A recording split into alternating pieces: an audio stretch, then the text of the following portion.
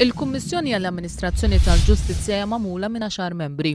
Fosthom il-President tar-Repubblika, il-Prim Imħallef, il-President tal-Kamra tal-Avukati, kif ukoll membri appuntati mill-Gvern u mill-Oppożizzjoni.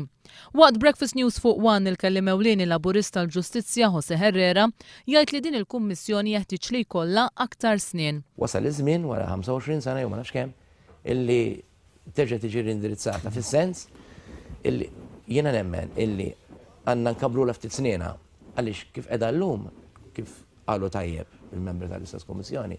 Kummissjoni għandha biss poter. Jew lill-ġudikanti xbidlu widnejh.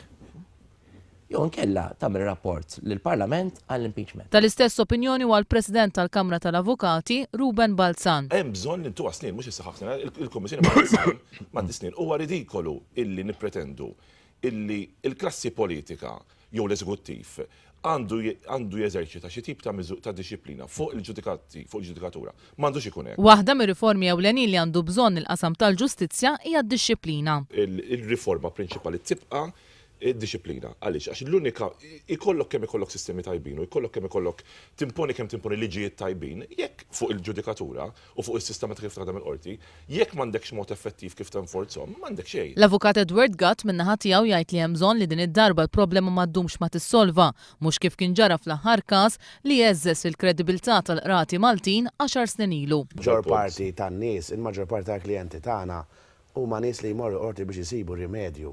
Ġifieri daw in-nies they feel let down b'inċidenti bħal dawk illi għadu kemm kellna.